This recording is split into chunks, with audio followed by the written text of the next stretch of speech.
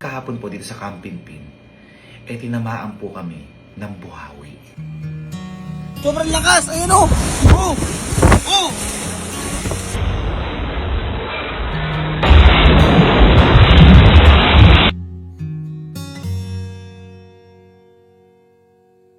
So ngayong araw po wala po muna tayo ngayong kahit na anong kalokohan.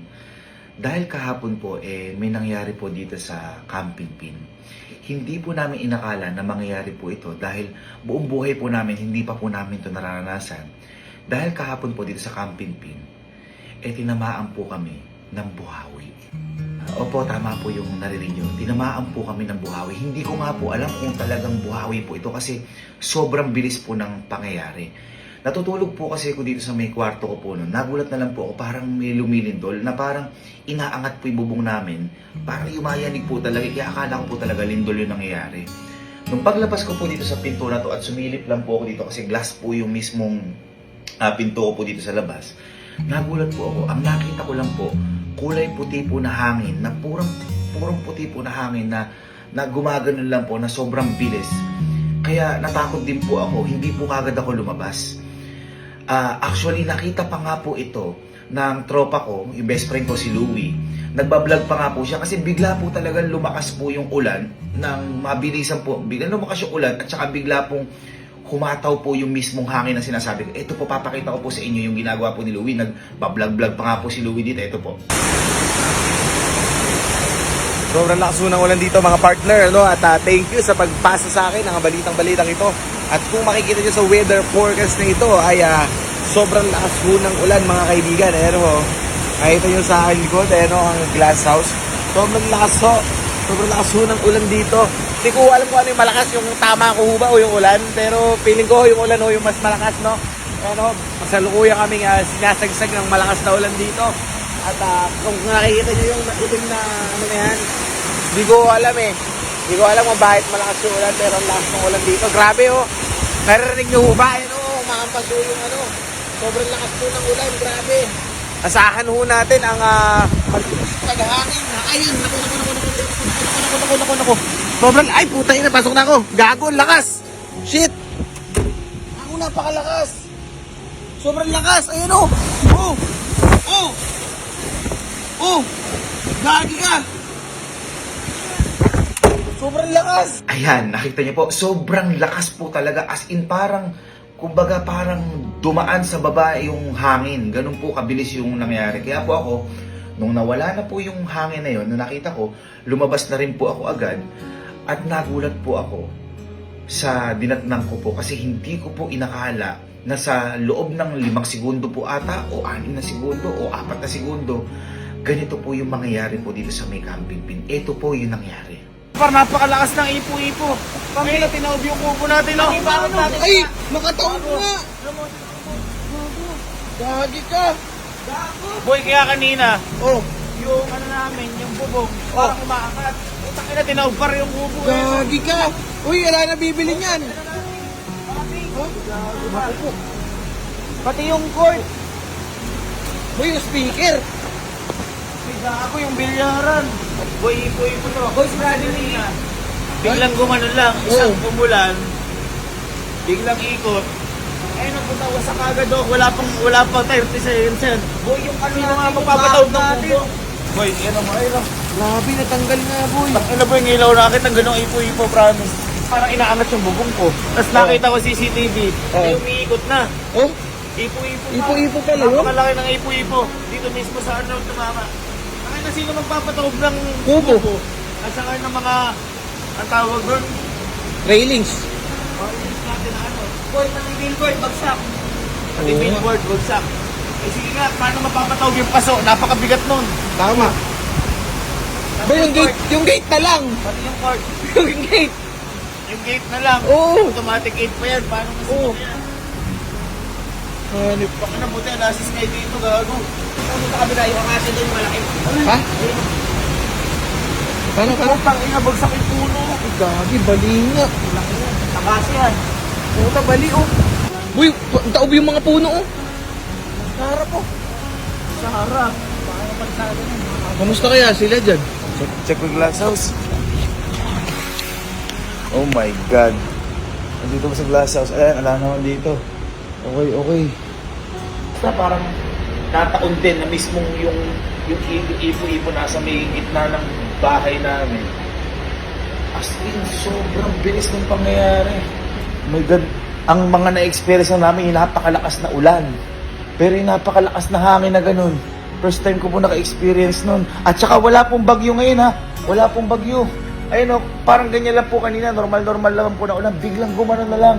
Tapos ayun o, biglang nawala po. Ayun na, parang normal na ambon lang. Grabe. Napakabigat po niyan. Ito yung mga ilaw namin dyan o. Buti naka-cover to. Oo. Tanggal yung mga bandana natin na nakabit dyan.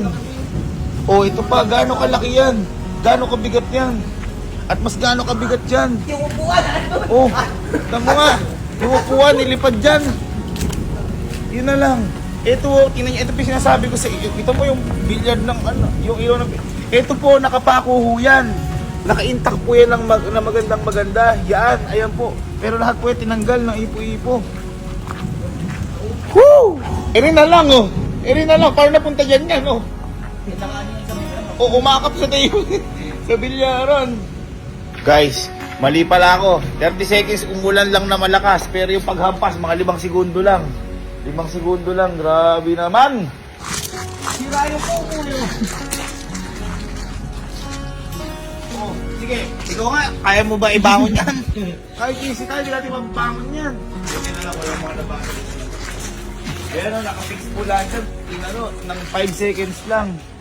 Ayun no, mga naka-doon sa ano lahat yan. Oh. Ay, kutya ragis. Ito yung nangyayari oh, sa likod natin oh. UP lahat eh. At tingnan mo yung nangyayari sa ano, sa may billboard list na UP yung mga tubo. Ayan oh, hindi bagsak UP. Wala pang tarpaulin yan. Oh, ito mo ang puto yan. Wala pang 1 segundo, 2 segundo. Tsaka na UP pa rin.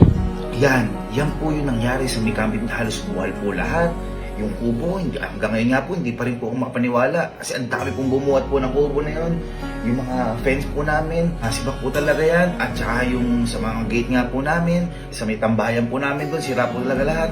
Kaya nagulat po talaga ako. Ngayon, akala po namin, mismo sa amin lang tumama. Kasi syempre, medyo malawak po o walang nakalagay po sa may parang gitna po namin.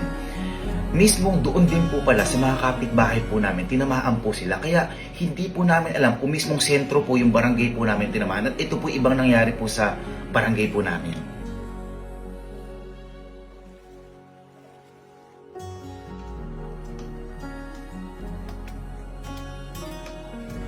Yan, ganyan po yung nangyari sa labas. Kaya hindi po agad nakauwi yung kapatid namin si Casey kasi naharangan po ng mga bumagsak na puno yung daan po dito sa amin. At para mas maintindihan nyo po kung ano sinasabi ko pong lakas o yung buhawi na sinasabi ko, chinek ko po yung CCTV po namin kasi nakita ko po buhay pa po eh. Chinek ko po at hindi ko po inakala na ganun yung makikita ko dahil akala ko po sa mga palabas ko lang po nakikita yun. Sobrang grabe po pala talaga.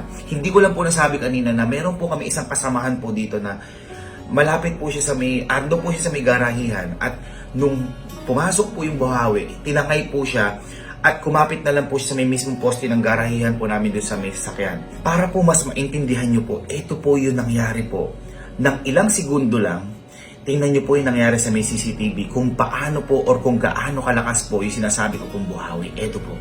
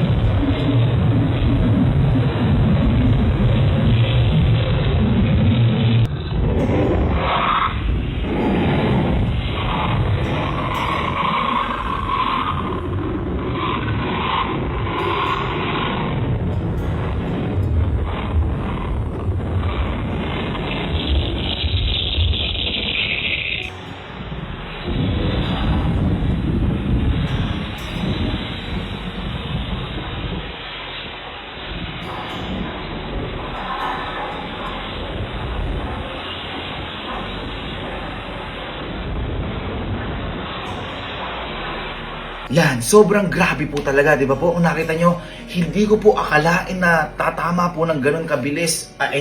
Ganong kabilis yung mangyayari at ganong kabilis din po yung epekto po sa amin po na to. Kaya po ako, sobrang takot ko po, iniisip ko po, paano kung tumagal po ng 1 minuto yung mismong tumama po sa amin yan, o 2 minuto, baka po yung buong Camping Pin po na to, warak-warak po talaga to. Baka nga po pa rin po yung bubong po namin eh. At ang isa pong kinakatakot ko pero pinagpapasalamat ko na rin po is paano kung nandito po kahapon si Sky. Kung halimbawa po kung nag-ATV si Sky, kasi po umaambon-ambon lang eh. Kung pinaligo po namin sa ulan si Sky, di ba po umaambon lang, biglang lumakas ng konti yung ulan, tas biglang humangin na po. Ganun po kabilis yung pangyayari eh. Kung nandun po si Sky, baka po tangayin o masaktan po si Sky kasi yung kubo nga po at saka yung gate, bigla pong isang iglap lang, tinuwad yung kubo, binuksan yung gate. Kaya sobrang pasalamat na lang po namin talaga dahil wala pong tao sa mismong labas po nung nangyari po yun. Yung isa nga lang po na nandun sa may garahe po namin, pero safe naman po siya, wala pong kahit na anong nangyari sa kanya kasi nakakapit po siya kagad sa may posted po doon sa may garahe po namin. Kaya ayun, nakakatakot pero malaking pagpapasalamat po namin dahil yun lang po yung natamo po namin at wala pong kahit na anong nasaktan nga po sa amin. Alam ko po sa inyo meron pong mas malala yung naranasan patungkol po dito sa buhawi po na to. Kaya pinagpe-pray ko po na wag na po sana natin itong maranasan at sana po wala pong masaktan sa mga ganitong kalamidad kasi hindi po hindi po ito napaghahandaan, bigla po ito, kusa po ito nangyayari, wala pong paghahanda po dito. Kaya po pinagdadasal ko po na sana maging safe po tayo lahat at kung meron pong nakaranas po na to, sana po safe po kayo. Hindi po pala biro yung ganitong karanasan and pinagpe-pray ko po na sana wag na po natin itong maranasan.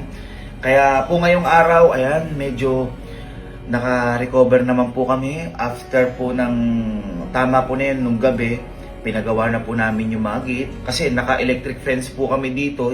Baka po mamaya may makahawak po noon is magkaroon pa po ng aksidente po dito. Kaya pinaayos po namin kagad lahat. Nag-overtime, halos wala pong natulog po dito noon. Yung mga fence po namin dito is tinayo na rin po. Okay. Tapos yung sa may gawing billiard area, okay na rin po.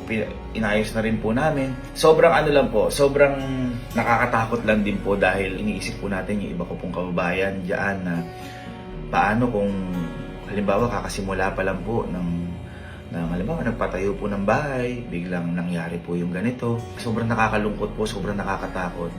Pero ang lagi lang po natin siguro ipagpasalamat po dito is ligtas yung buhay natin. At siguro sa mga ganitong pangyayari, mas isipin po natin yung buhay po natin kaysa mga mawawalang materyales. Siguro umalis na po agad tayo o sumilong po tayo sa dapat silungan na matitibay kapag nangyayari po ito. Hindi ko po alam kung ano po yung maipapayo ko sa inyo kasi kahit po kami, ako po nataranta po ako mismo. Kaya ayun mga ma'am and sir, bukas ay magpapatuloy po ulit tayo sa kasiyahan. Talagang hindi lang po kami makapaniwala sa nangyari ngayon. Kaya kung tatanungin niyo po kami kung okay po kami ngayon. Inaayos na po namin lahat ng bagay-bagay po dito. Bukas po babalik po tayo sa lahat sa kasiyahan. Huwag na po kayong mag-alala sa amin. Pag-pray nyo na lang po siguro kami at pag-pray po natin yung bawat isa na huwag po mangyari sa kanila to at huwag po mangyari ulit po sa amin to. Yun lang po again mga ma'am and sir. Maraming salamat po sa inyo at mahal na mahal ko po kayo. Bukas po, magkakasiyahan na po ulit tayo. Thank you po mga ma'am sir. I love you.